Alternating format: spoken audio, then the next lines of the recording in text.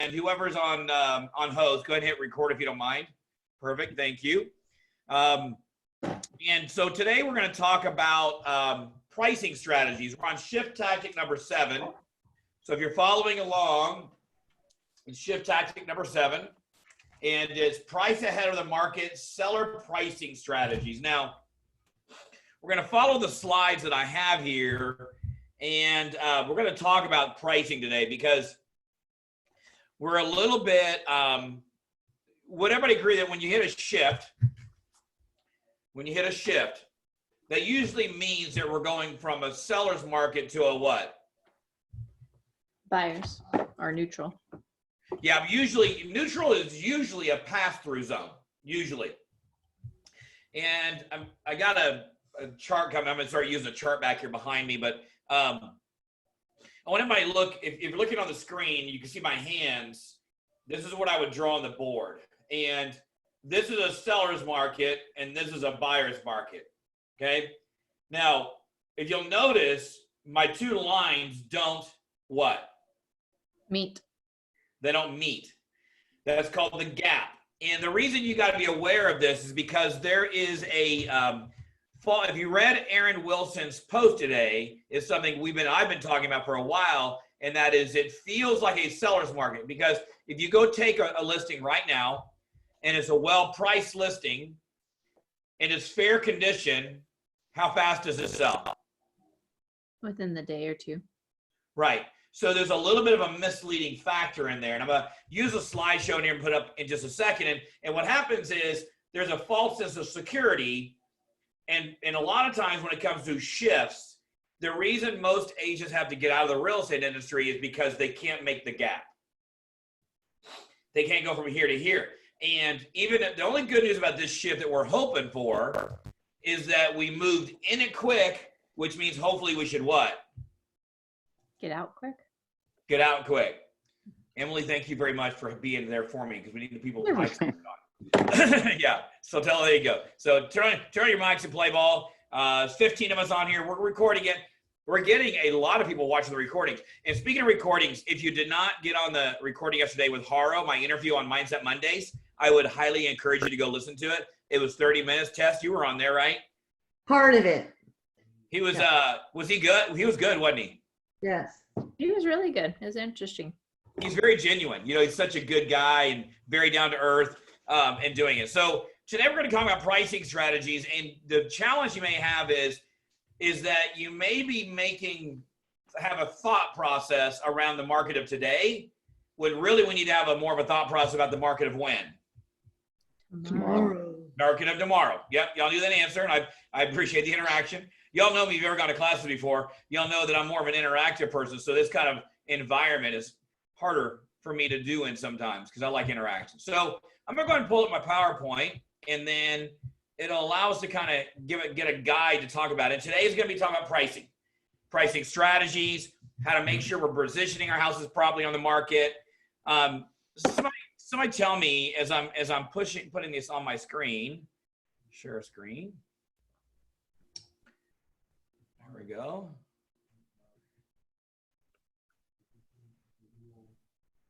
All right, hang with me for a second. It didn't pull over the way I thought it would.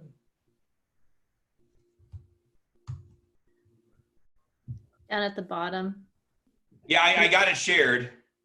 No, I'm talking about you're trying to get it into play mode, right? I'm Notes. trying to get full screen mode. Let me do this one more time. Watch this. I can do it right now. Just go here. I know where you were going, Emily. Yeah, PowerPoint stuff. Yeah, I'm like, it's the box that has the two little legs on it. I want to touch his button down there. Like, here, I'm helpful. Let me help. I'm a PowerPoint queen here. All right, I thought I was gonna get it on here. So let's talk about pricing though for a second. And what is determined, and I was gonna ask this question anyways, what determines the price of a home? The offer you get. The what now? The market. The market is one. Okay, tell me more. Condition. Condition. Location. Okay, so let's go back into it. Like, what determines the price of a home? Like, as a What a buyer and seller are willing to pay for it, or what a buyer is willing to pay and what a seller is willing to sell it for. right. That is 100% of the money right there. So what that Isn't means? that what the market is? Say it again. Isn't that what the market is? Well, you got to get more detailed. The exact price of a home is what a buyer has paid for that home. And this is where we're going to come into, and I think I just got it done. All right. You got it on your screen now? Yes. Yeah. I just got to rearrange it because I'm just because you guys know, I understand PowerPoint. I'm working off 2 screens. So what I was doing is throwing it on my other screen on here. So, so the price of a home is what a buyer is, has said, I'm willing to pay for that property in the last 6 months. Now, so the price of a home is what a buyer has said, I'm willing to pay for in the last 6 months, all things considered equal, right? Now, what's the challenge in today's market with that mindset? So is what a buyer's willing to pay or what a buyer has paid for that house. In today's market, what can happen as market starts shifting? They're more fearful. Yesterday's price isn't the price anymore. It's lower. Absolutely right. Yesterday's price may not be the price anymore. So we've got to go through there and we've got to think differently. So while we're going to follow this PowerPoint and think about pricing, if there's one thing I want you to take away from this conversation, and this is a conversation, not necessarily a class, because you can go read the book, you go read Shift, is be an expert on pricing. The one thing you need to be is you need to know your market, you need to know your statistics, and you need to know how to position properties to sell. Am I with me on this? Would y'all agree? Yes. Yeah. What is the benefit though? Like the more you know the market, what is the benefit to you? Like to you as a realtor, how does that benefit you? Pricing properties to sell quickly, get multiple offers. Yep. All right. What else? Right Well, on. then your client will tell you, will spread the news that you're on top of it. You get things sold quickly, and so you're going to be able to build your business and be the expert in that area, and people will know you for that. Trust you. Absolutely. So the word expert is a great one. You know, if I don't know if Lisa's on here or not, brokers don't want you to be an expert in anything. Would y'all agree? They want you to be what they call the source. Anybody know what Lisa calls it? The source of the what? Source. Right? What is it again? Tell you again. Emily knew it. What is it called? The source of the source. Now, you can still be an expert on pricing and be the source of the source because you're going to use MLS data. If anything you take in this conversation is I want you to learn how appraisers think, and I want you to learn to know your statistics, and I want you to learn how to use that to prove to be an expert in pricing. You're not an expert in anything, you're still using the source of the source. So let's kind of walk through here and talk about some pricing strategies. So kind of a main idea here is obviously we're focusing on pricing strategies, perspective on the market. We're going to talk about studying the market, how to approach sellers. I'm going to show you some cool graphs on in the market versus out of the market.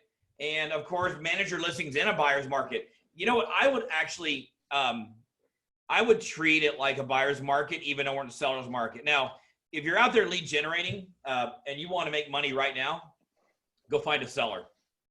Go find a listing, price it well, stage it well, and you'll be under contract. The misleading number for us right now is that contracts going into the market center are actually on pace to what they were a year ago.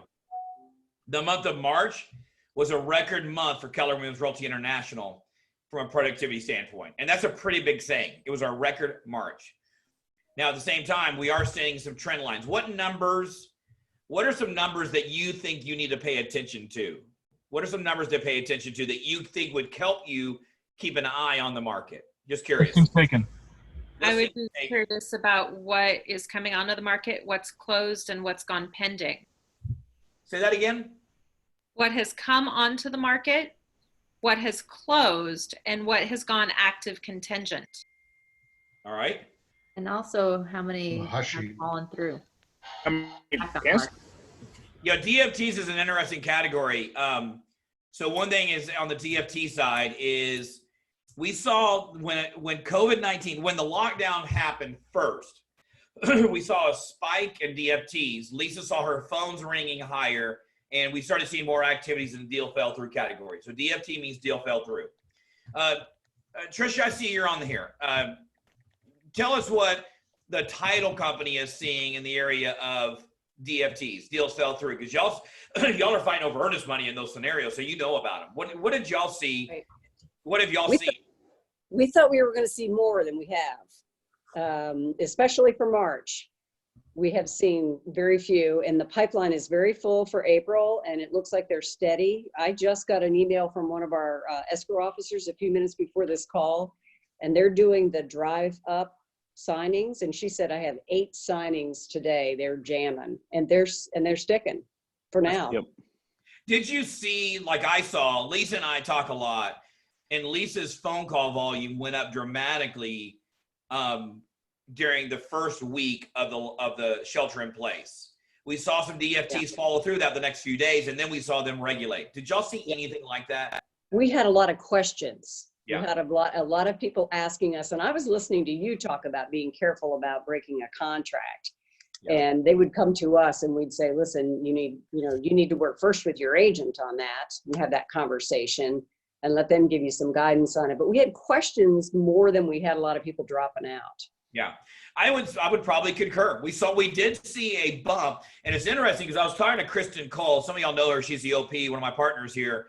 And I asked her, I said, we saw a jump in DFTs, and she says, we're not seeing any. The next day she called me and saw the same thing. So it's a very, only thing we can say is we're hearing it's very unpredictable because there's so much uncertainty going on. And, running into a buyer's market is very, understanding what happens. So everything you're going to see in these slides, there's one reason I didn't share the material with you per se, and you can go download it, you can read it. It's not all 100% accurate to the market we're in right now, although it can be if the market continues to shift.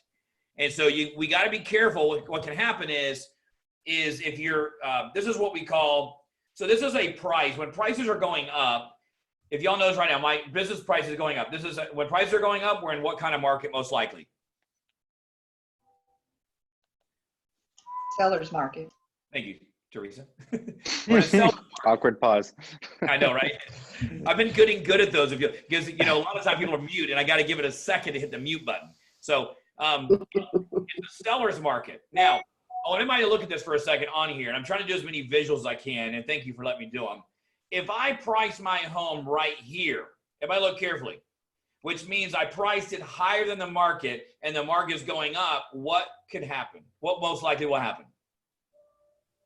It'll take you longer to sell, for one thing. Well, will the market catch my price eventually, though? Eventually, Could but be. it's going to take longer to get there. So let's just make sure you don't get any context here. In a seller's market, if you overprice a home slightly, you will probably sell your listing. Mhm. You just may take you 30 days instead of 2 weeks or 1 day. The market will catch it. And it's the reason what happens is because in a hot market, the overpriced we push the envelope, and that's what drags to a seller's market. Have I got it? Mhm. Literally, it drags it up because what happens here is the next bidder comes in and go, I want that house. Buyer's agent goes, this was going to go quick. Anybody ever said that? So that buyer puts in a full price offer, and then you hear there's multiple offers. Then what does the buyer do? Increases their offer. Increases it up. So now an overpriced listing will eventually get caught, believe it or not. Now, I want you to do this. And let's say that I price the house right here, above the same place, and then the market shifts. Everybody see that? Mhm. The house doesn't sell. We're now we're doing what's called chasing the market. Instead of dragging the market, we're chasing the market. That's the reason these perspectives are so important on this when it comes to pricing. There's one thing that I did early in my career when I was taking my continuing ed is that I took appraisal classes. I had to take continuing ed early in my career, and I saw these appraisal classes coming on, and I kept hearing people talk about pricing homes. So I took these appraisal classes to kind of think how appraisers think, and it really was a huge benefit on doing it. So, and I see some chatting going on in there. I'm not able to follow it. Dan, you're in your vehicle. Are you able to follow the chat by chance? Okay, cool. Thank you, buddy. You always are. All right, appreciate it. So I'm going to go over here and close that chat box out real quick, if you don't mind. All right, so let's keep going here, and let's talk about our perspectives. And so some perspectives in here. And like I said, what's the challenge right now? That in a shift, we got kind of a mixed message on our markets here. So let's talk. I'm gonna read some of these in here. When the market shifts towards a buyer's market, which is very easily can do in April and May, we're seeing a downtrend of new listings come on the market. Very common in the preemptive buyer's market. Okay. The caveat is we're seeing multiple offers on listings because inventory is really down. Matter of fact, Dan, you gave me some stats a while ago. Only 2,890 listings, 112 of those active contingent in all of Tucson MLS. The numbers on there, David, Yeah. and that's all of since we merged with Armless, where MLLSAZ has 3,334 active listings. 1,619 of those are active contingent, 795 are pending for close, and only 1,500 deals have closed out in the last 30 days. Is that the numbers you gave me a while ago, or is that something different? That's the new number set with all of MLLSAZ. So that's Melissa, right? Yeah. Okay. We'll cover that in a second. Keep those numbers in front of you, and I appreciate you bringing those with you on here. So, Put them in the chat. yeah, cool. Thank you. Oh, yeah, so I can go back to them. So in a buyer's market, real estate agent becomes the commodity. I don't think we're a commodity in this market, to be honest with you. This is in a typical buyer's market because what happens in a buyer's market, who's driving the real estate industry in a market? It's not a loaded question. In a buyer's market, who's driving the real estate industry? Buyers. The buyers. I know. It wasn't a loaded question, I promise. It was my way of getting interaction. Buyers lead the market. In other words, sellers are hungry, sellers are cutting prices, and a buyer's agent becomes nothing other than a chauffeur and opening the doors, get them in. It becomes a commodity. Only properties in good condition and priced right will sell in a buyer's market. Is that true right now? Yes. It's true, but it's not only true. In other words, only properties in good right now because inventory is so low. That's the misleading number. Y'all see that?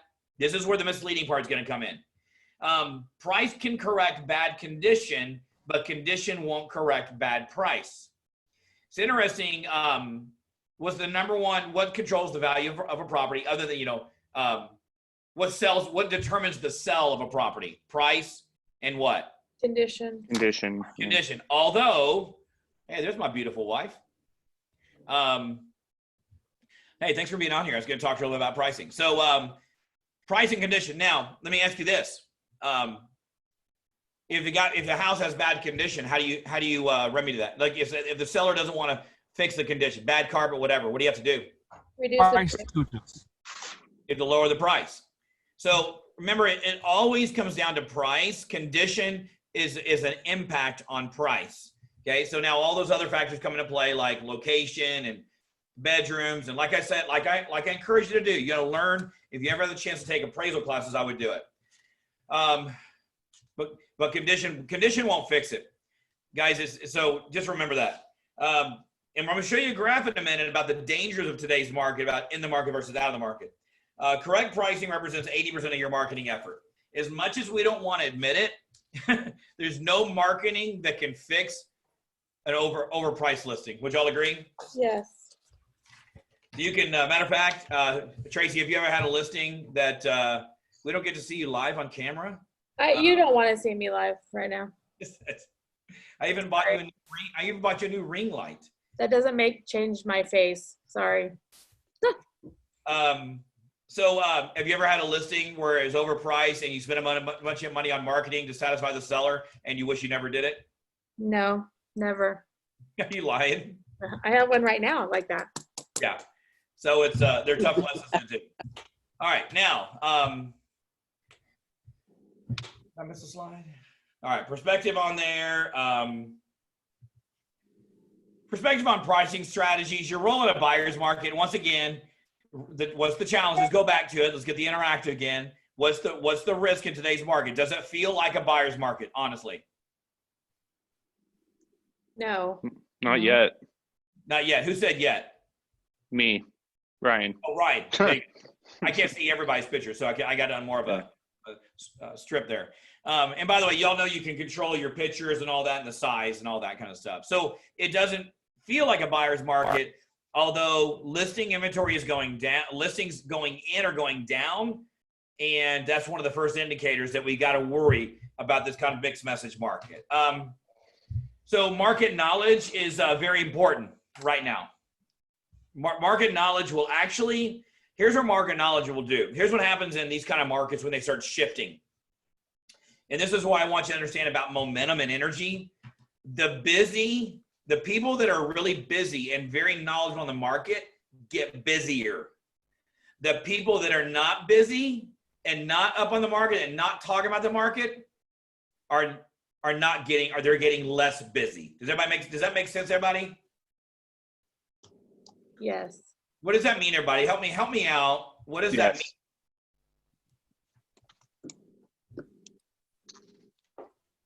mean? What does that mean? When I say the busy and the ones that are busy and doing the market and talking and know the stats and know their numbers are getting busier, and the ones that are idle and not talking about it and not busy are getting less busy. What is that? What do you take from that? People want, people right now especially don't know, they are looking for someone to talk to and to ask questions to, because we're just kind of in a market we're having an identity crisis, I guess our market is. And so there's a lot of people that don't know what's going on, and the people that are staying engaged with people and finding out answers and searching for knowledge are just by default going to gain more clients because they're having more conversations. Right. The people that kind of like put their hands up and say, I have no idea what's going on, they're not going to have conversations with people because they don't know what to say. When you say, I don't know, it kind of puts you in like victim mode when you don't figure out how to figure out the question. Right. And so if you look on this list on the screen on your PowerPoint, one of these on here is called negotiation skills. And negotiation skills is a lot of just knowing your market and knowing how to talk your numbers and what's going on and being real, not trying to sell them on something, being real about what the market is doing. So, you have some things in here. When houses are sold in a matter of days, agents were undervalued. Now customers need you for pricing strategies. True or not true? Yes. Yes. Okay. Everybody on here, let's go. Market knowledge, is that important right now? Yes. Okay. Buyers, fiduciary commitment. In other words, really knowing the law and being committed to a fiduciary level. Is that at a premium right now? Yes. Yes. Knowledge of financial options. Yes. Very critical right now. Definitely right now. Woo! Yeah, that is a messy. What'd you hear, Tracy? Tell some things that you heard the other day. So I have a lender get on my team call every Monday morning and talk about the market stats, all the lender information. I had Fairway Home Loans say that they're not even servicing any refinances right now unless they're past clients or agents that they work with clients, because they have so much business, you guys, they don't have the manpower for it. He said that every lender in town, that we all need to like lay off of them and give them a break. They don't have enough manpower to take our calls. He said if someone calls him to shop rates, he won't even talk to him. He said they just have to go shop rates on their own. So we have to really, what he suggested for us to do is really, is talk to our clients, number one, about their financial solvency. Like if they're number one, they're asking people, are you guys essential? Is the buyer essential, right? So if they're an essential employee and they're not getting laid off, one of the first questions they're asking, and you guys should be asking your buyers, is where's your money coming from? If it's coming from a retirement account, those are concerns, because a lot of lenders are requiring them to have their funds in their account before they can actually close. The people that are really great borrowers right now are people that are on fixed incomes, like people that are retired, that have fixed incomes that aren't going to be affected by this. But they literally have had people get furloughed, get laid off, and they can't fund the loan. They're canceling the deal at the table. And so they are so inundated with people wanting to refinance and purchase that they don't have enough manpower. They said they would have to hire 1 million new loan officers in the next 30 days in the finance industry to be able to support the amount of volume they have. And there's no way they can do that. Wow. Interesting. Wow. So having a great lending partner is critical right now. Would y'all agree? Absolutely. Hey, Tess, you had a question. I have a couple of questions. as a semi newbie, I could get overwhelmed with all of the sources of information out there. So when it comes to the fiduciary commitment, I know where to go to for law and all that. But I am just now starting to understand the contribution that the MLS platform is supposed to give us, I guess, because of what Big Dan posted there. Where would I go for, without going to so many places, what's the best place to go for market knowledge and financing? Well, one is when we have stats class, which is when, Jay? Wednesday? Can't hear you, Jay. Sorry, I was muted. It is Wednesday, the 22nd. Okay. So first one, Tess, is monthly. We do monthly stats class with Aaron Wilson. That right there, phenomenal. We're doing it no different on here. Second one is Dan was on MLS earlier, and I text Dan earlier. I said I need the latest numbers, and he had them to me within how many minutes, Dan? Once I looked at it, a minute. Yeah. So MLS and stats class. We subscribe to a builder forum that gives us data for what's going on in the builder industry. You're going to get that in stats class. Everything else you can get right out of MLS. David, if you guys go to the MLS login, not TAR, but just the MLLS gateway, MLSSA gateway, there's a really cool thing on there you can click on. It's the fourth tab. It says market stats.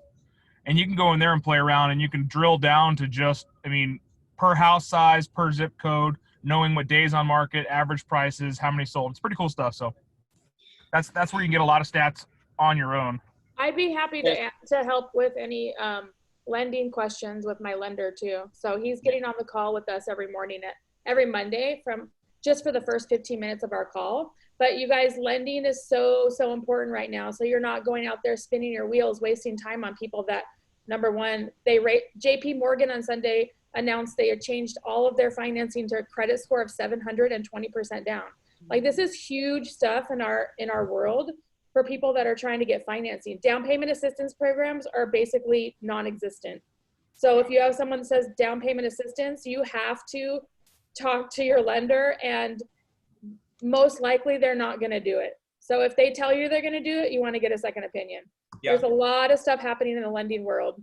You want one that's going to tell you the truth. I think right now we've never needed the truth more than any time in our entire careers.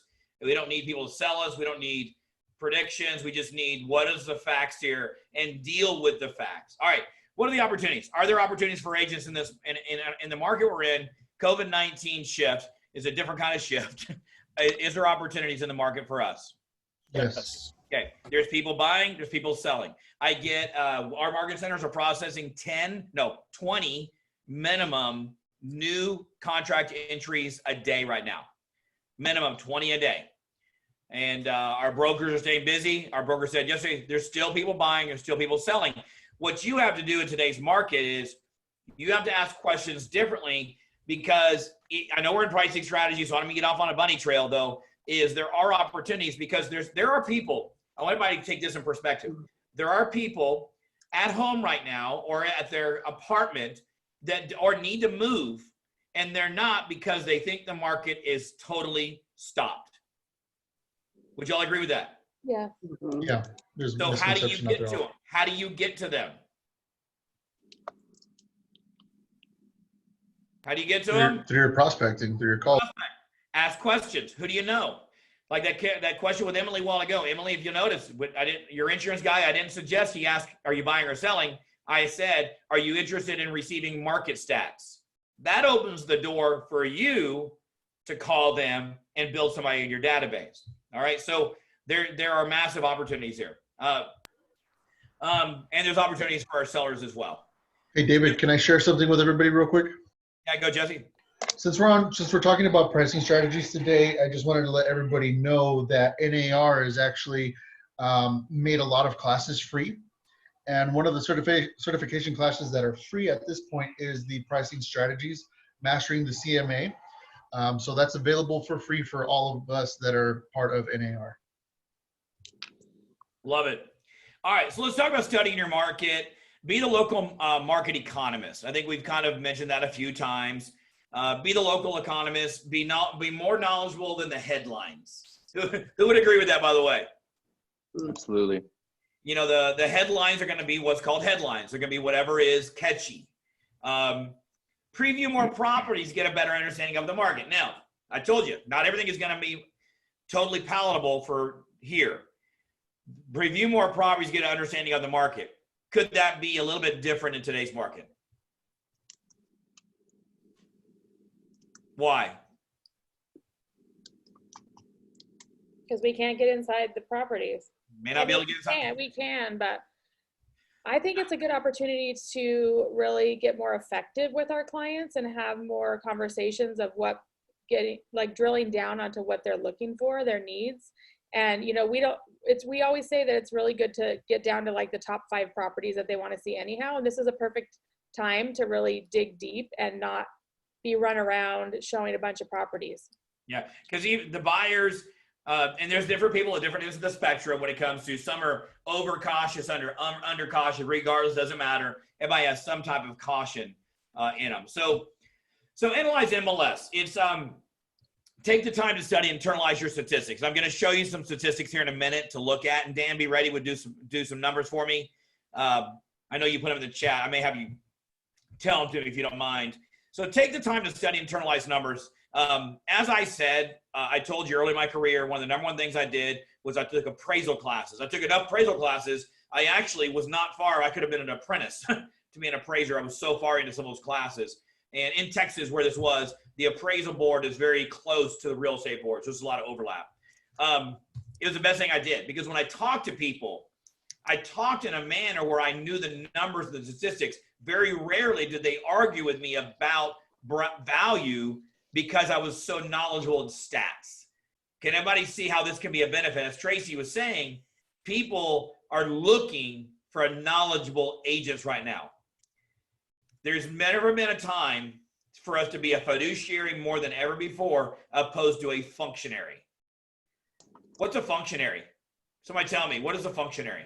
Transactional based only. Show me a home, put in an offer. An order taker. Order taker. Who said that? Sotelo? Yeah, order taker.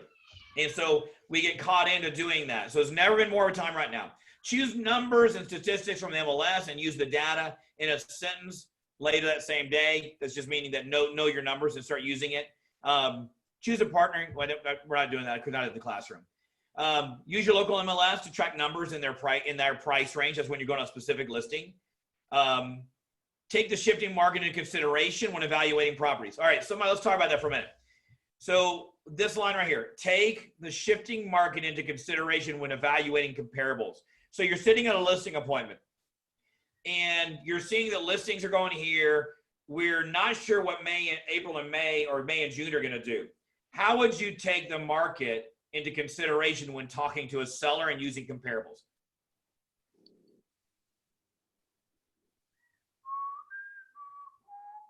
Now, when I talk about the market, I'm talking about COVID-19. I'm talking about coronavirus. I'm talking about, March was good. April's looking okay. We're seeing some downslides. I've talked to several agents. Let me tell you a conversation I had with several big agents. And they told me in the last week, they have felt the impact of transactions going down.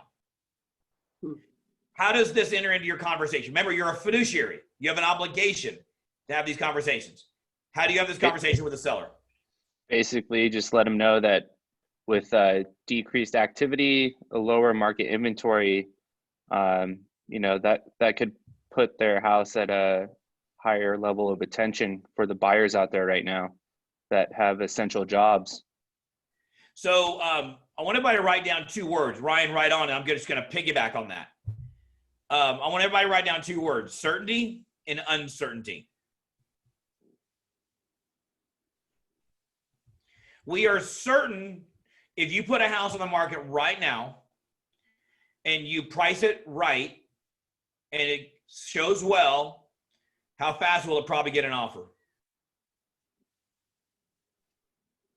A day or two. Day or two, most likely. Now, we're certain about what the market is kind of doing right now.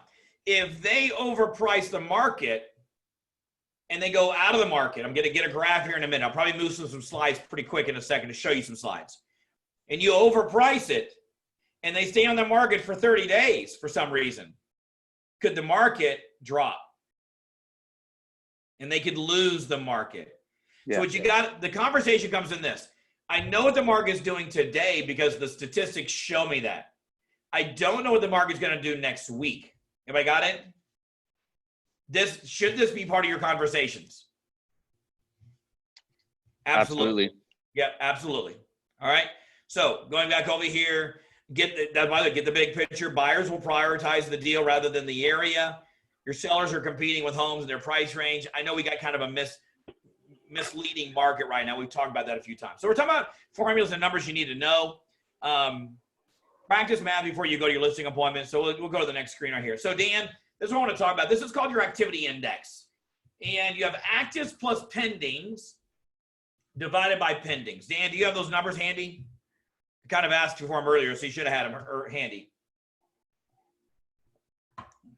And by the way, as y'all are doing transactions with other agents and other companies, and they're like maybe a newer agent, don't envy being a new agent in other areas, or they're maybe an agent that 2 or 3 transactions. Dan's got an amazing productivity coaching program that you definitely recommend him to.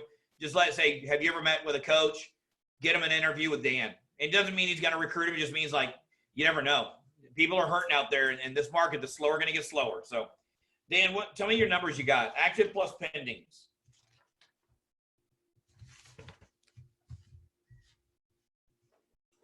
You muted.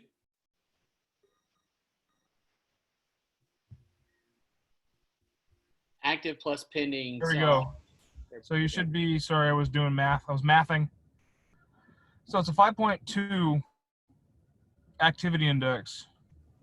So 334 plus 795 divided by 795. All right, so what is the active plus pendings number? Actives, 334. Yep. What's active plus pendings? I didn't get that, Dan. 4129. 4129. So guys, we have 4,129 properties that are active or pending that are basically MLS, not under contract. And how many pendings do we have? 795. 795. All right. So that factor is 5.2. Is that right? Yeah. Now, the next number I want us to look at is we have how many total number of actives on the market? 3334. 3334. And we have how many homes that sold in the last 30 days? 1522. Say it again. 1522. All right. Now, this is the number I want you to look at, actually, is 334. Say, no, I didn't write it down, Dan. Say it again. 3334. Uh-huh. And 1522. So I'm going to go to my next screen over here real quick. And so I want to show you that. That's a good one here. I want to show you absorption rate where it supplies right now. This is where you've got to really understand the market we're going into. So we have 3,334 actives on the market. And we have 1,522 properties sold in the last 30 days. That means if you divide 3,334 divided by 1,522, we have 2.2 months of inventory. It's called absorption rate. That is an absolute seller's market. Oh, yeah. 0 to 3 is a seller's market. Now, here's what you've got. This is the reason we've got to be understanding what can happen in the market. Could all of these could all these mortgage regulations changes affect our market? FHA went from what to what? Anybody know? FHA scoring. Anybody know what scoring went from? From what to what? 620 to 640. 580 to 640. FHA used to be all the way down to 580 with some other things in there. You can get an FHA loan. When you go from 580 to 640, that eliminates. Is a big portion of our market FHA? Yes. Now, what other type of loan that's a big in our market also has been affected? VA. VA. Those two right there alone is a big, here's my point. We may not have felt the effects of what's going on. We've got to know, I would pay attention to those numbers right there on months of inventory on a regular basis. Right now, I want everybody to write it down. We're on 2.2. Everybody got it? We're at 2.2. For the absorption rate? Absorption right now is 2.2 on all of MLS. I And, would and check. what's the normal for a seller's market? That's a seller's market. That's a solid seller's market. Okay. We've seen it lower. You start getting much lower, you're basically getting to where when you get to one, I mean, I imagine there's some price point, Ryan, that play around with these numbers, by the way, on price points. And you'll see, like, go 500 and up, and you're probably going to see 5 months of inventory. Go 300 and down, you're probably going to see 20 days of inventory. Make sense? Right. And then start showing ranges and really start getting to know the market and start understanding how these different markets apply. But 2.2 as a holistic number is a fire market. I mean, the houses are going like hotcakes. So, because that's incorporating the $1 million properties as well. Make sense? Mm-hmm. Now, it's interesting about the $1 million properties. The jumbo loans are affected, but the majority of our cash buys are in actually the higher price points. Majority of our cash buys in there. I would pay attention to, though, to that 2.2. Here's what I would do after class today. I would go back and I would go to your MLS, play with the numbers. Absorption rate is this: how many houses are on the market, how many houses sold in the last 30 days. What that means is this: if we didn't list another house on MLS, and everybody listen carefully, it's called absorption rate. It's also called what else is it called? Months of inventory. There's 2 or 3 terms for it. All of it is the same thing. It basically means this, everybody, that if we don't take another listing on MLS, it will take 2.2 months to sell all of our inventory, is the philosophy. We know that's not going to happen. That's how the numbers, it's immeasurable to work from, okay? So I'm going to go ahead and cover some of these in here. What they're saying is here, use graphs on here. Start using graphs. Start using this. Like, if you can go out and graph the last 3 months and you can show what the market's doing, you can probably create some urgency. And here's what I want you to know about numbers. Don't care. Don't get emotionally attached to numbers. They're just what? Numbers. They're just numbers. Okay? All right. Statistics. They're just, did you say what? I said they're just statistics, which are essentially, yeah. Right. They tell, and I want everybody to know about this about numbers. Numbers tell a story. Learn to tell the story of the numbers. Okay. All right. So approach sellers, find them motivated. You can only afford to work with the very motivated. And that is actually true right now. Even though we're in a seller's market, if somebody's not motivated to sell, it's gonna be hard to show their home. It's gonna be hard to expose their home if they're not motivated to sell. If somebody's not motivated to sell, put them in your pipeline, follow up, and list their home in a time which is good for them. Build your pipeline right now, and don't, because if you put somebody's house on the market and they're major, let's just say somebody's a health risk, underlying health issue.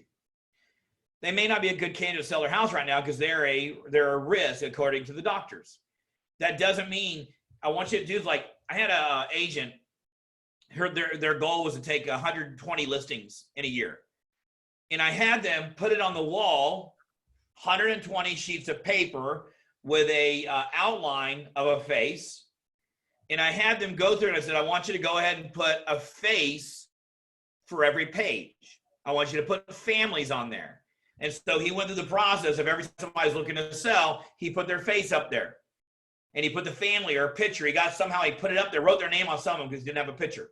And so what I want you to do is stop thinking about the now and start building your pipeline. So as you have motivated sellers or unmotivated sellers, motivated you sell now, unmotivated or what needed to wait, you just sell later, you're still going to sell their property. Pre-qualify your sellers before you go in. Whether you're doing it on Zoom, whether you're doing it in person, doesn't matter. Qualify your sellers. If you don't have good qualifying scripts, I can get you some. Dan, if you'll put a reminder on there, I'll get some qualifying scripts and we'll put it up on our resource tab on the website. All right. Update your listing presentation, believe it or not, to what we're doing right now. What's going on in the world, what concerns are. You're not, as you can see right here, you're not doing any favors if you're just softening it. Talk about the reality of today's market and let them know you have strategies to sell their home even in today's market. And here's the last one right here. And this is one of those statements that I love in this PowerPoint. Care enough for them to tell them the truth about everything. Care enough about them that you're going to be very honest with them. Would everybody agree with that? I'll take that as a yes. Absolutely. Update your listing presentation, leverage the media, of course, update articles that support what you're trying to do, and then backup stories, your own data. There's a lot of backup stories out there. I'm going to move through some of these pretty quick. Return to their motivation. I think it's a great one right here. And determine whether or not you want the listing. Some sellers may not be able to face the reality and won't be able to list their homes. And of course, that's when you put them in your pipeline for the future. All right, I'm gonna update. I'm gonna keep going through some of these. Practice, of course. Here's a great line right here, the listing presentation. This is not quote listing class.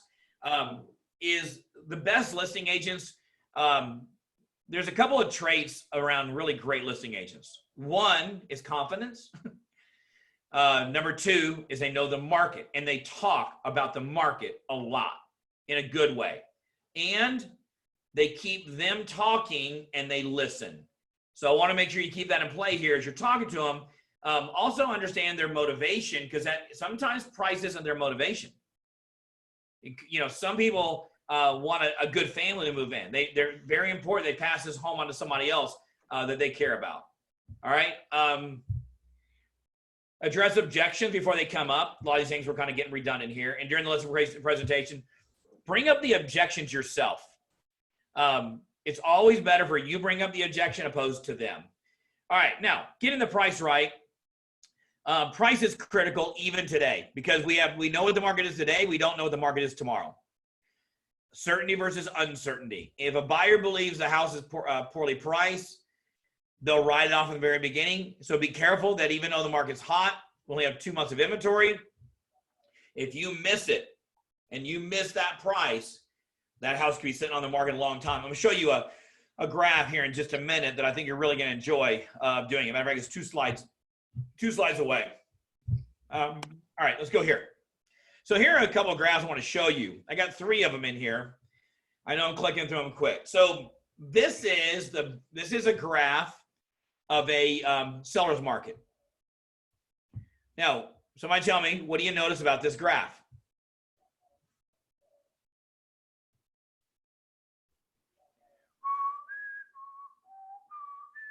There's leniency in the condition versus the comps. There you go. That's good. Right there, right off the bat. And there's also leniency on the other side. And there's leniency on price and condition, basically, right? In other words, the in the market is really big. Now, a full-fledged buyer's market looks like this. Everybody got it? That is a full-fledged buyer market. That means inventory is high, amounts of inventory is very high, and only the good ones sell. Now, this is probably more of the market we're in right now. And that is, in the market, you have what's called no man's land, and you have out of the market. Now, I want you to look at the light yellow as the 80%.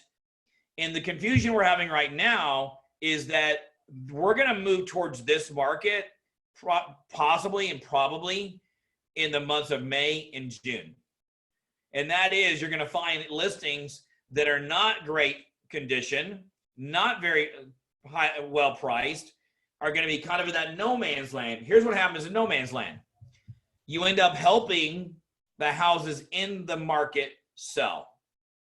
So this is a graph that I would make sure I would use all 3 of these. And you got to be careful. This is the market we're sort of in right now. And with inventory really low, buyers don't have many options. That's holding us in this market. The market we're probably moving to is this market right here. Maybe hopefully only for a temporary basis coming through. This market requires better skills. It requires better negotiation skills. It requires you to be more knowledgeable. It requires you to know your numbers. It requires you to know the market. You got to know all the things we've already talked about. So these slides right here are going to, we can upload this easily, is this right here, a great slide to show a seller. And by the way, are you trying to convince them to price it at a certain price? Or are you just trying to consult them into understanding the market? What do y'all think?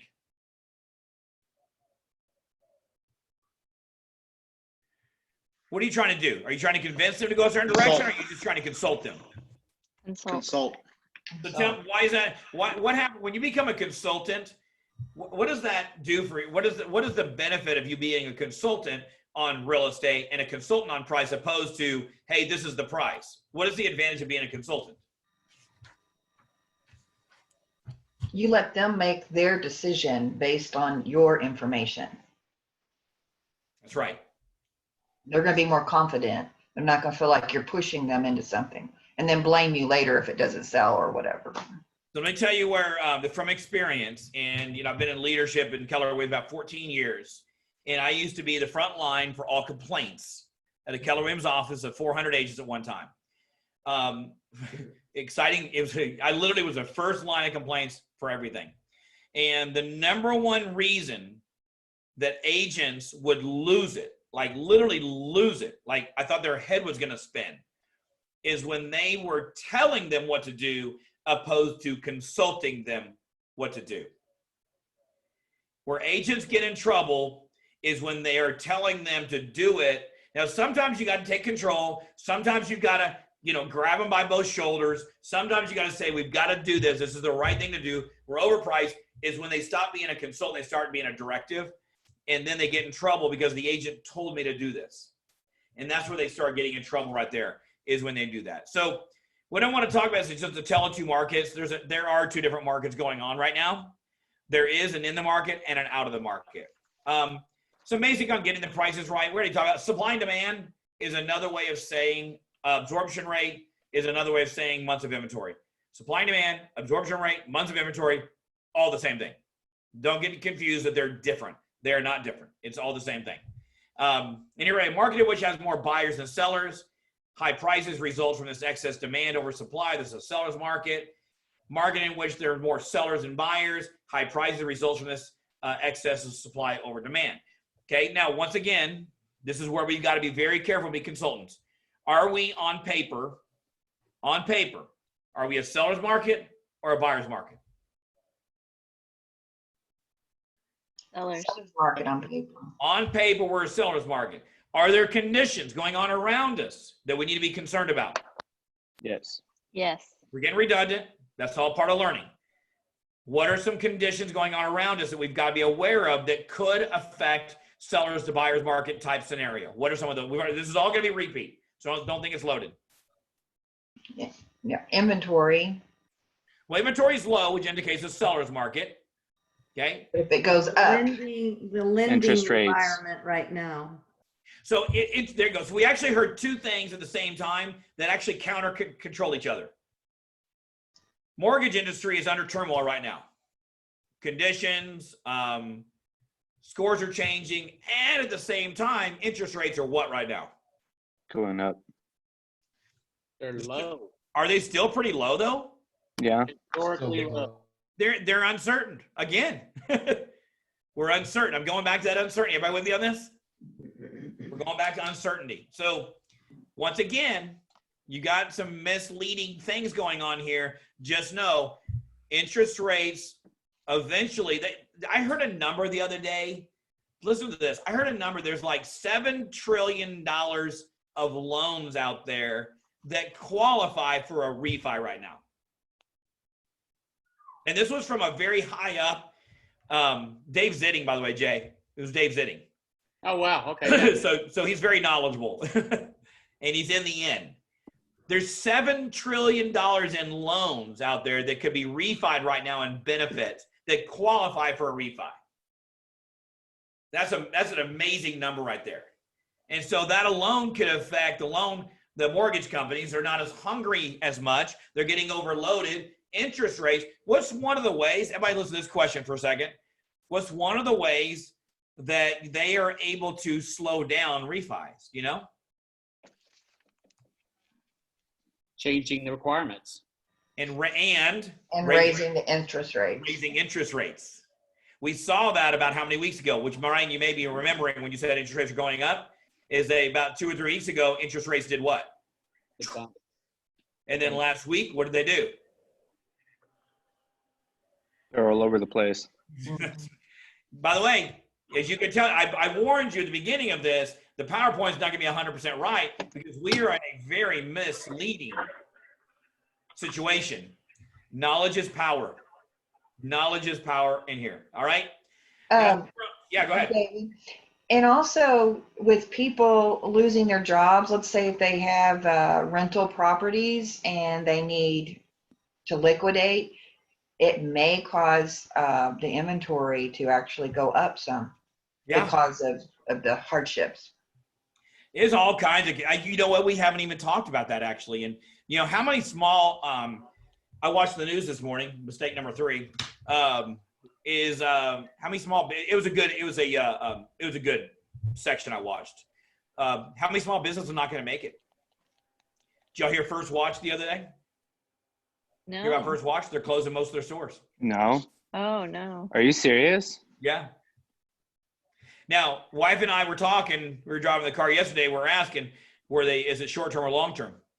And she said, is it short term? I said, I didn't hear short term. I just heard First Watch is closing their doors on a lot of them. There's companies that are just saying they're not going to make it. They sent out an email yesterday. What's that? They sent out an email yesterday, if you're part of their email list, that they're closing their doors. Oh, you saw it. Thank you for confirming. Yeah. I saw it on the news. Well, Hobby Lobby closed too. Who? I think she said Hobby Lobby. Hobby Lobby. Hobby I heard Lobby. that. Here's the point though. You can do everything you want with. So interest rates are unstable. Qualifying is going up. Some companies are closing down, which means jobs are gone.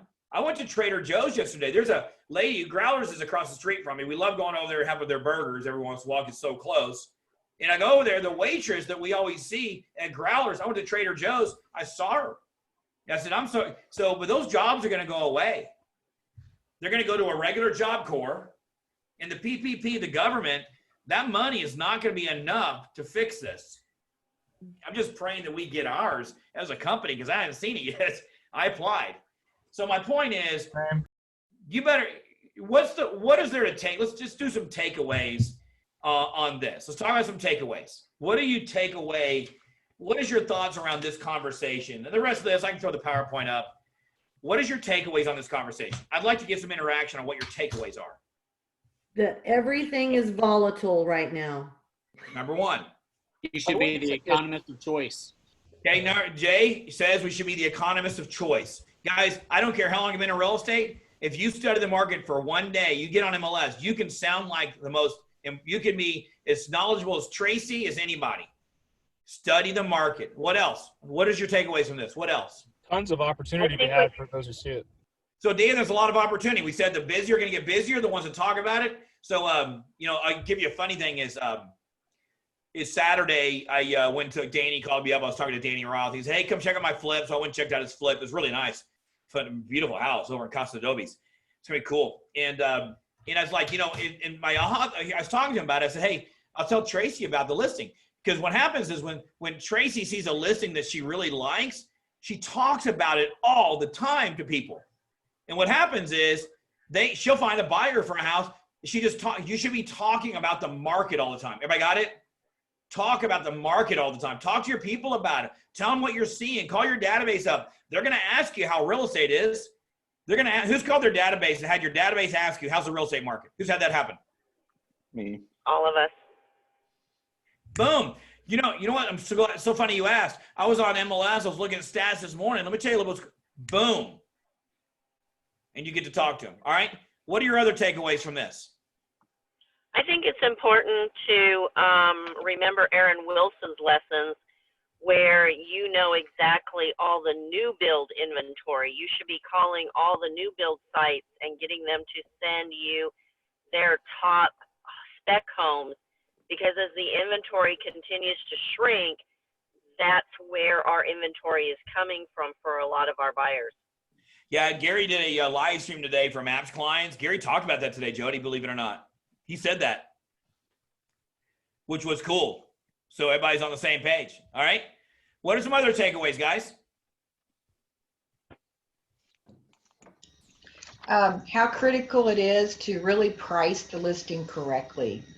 And yeah, just you may get away still with a little bit of overprice. Just be careful.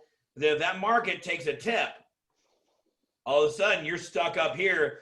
I would be ready with, I would have the conversation, even in today's market, about price reductions, even though we're in a good market. I would still have a what if. We used to do, and it's a lot of y'all, if you haven't heard of it, you will, is 1-3-5s, GPSs, 1 goal, 3 priorities, 5 strategies. In the old days, I say the old days, makes it sound old, in like 2006, that time era, we used to do what's called a 1-3-5-3-1. And what it was 1 goal, 3 priorities, 5 strategies, 3 what ifs. There's Jody. 3 what ifs and 1 action item for each what if. In other words, what's a what? Somebody give me a what if that you be talking to a seller. What's a what if for a seller? What if you didn't sell in the next 30 days? Well, that be it to a seller. Exactly. That's a what if. All right. Here's another one. I'll lead off on another one I was thinking of, and that is, what if interest rates goes to 5%? What if inventory doubles in the next 30 days? So maybe you have a what if plan and then have a price reduction plan to get there. Everybody with me? Give me some other takeaways before we close out, guys. What are some other takeaways? I'm going to give you. Go ahead, please. I was just going to say, just really, focusing on what we're certain about in this time, today, here and now, in the current market, and, the uncertainty. So just the distinction between the two. Yeah. Yeah, that's the certain versus uncertainty conversation is one you'll use in every market, by the way. We're certain of now, we're not certain of tomorrow. Good one. I love that, Ryan. All right. Any other takeaways? Yeah, definitely keeping on track, keeping tabs of your numbers, knowing all your numbers, not just the production numbers that you're doing, but just the numbers in general for the market and everything all around it. It's going to be hugely beneficial to you. Yeah, absolutely. And you'll be, how far ahead will you be of all the other agents? Light years. Light years. That's a good way to put it. Light years ahead, right there. All right. Any other takeaways before we close out? For me, I guess I sort of summed a lot of it up under education is key, because you were talking about the appraisal classes to help you understand how housing is valued and whatnot. The MLS stats, so learning how to work your way around that and then put them into the absorption rates and the activity index equations, and then turning around and using your scripts and developing your what if plans. It's all education to me. And none of it matters if you're not lead generating. Everybody got it?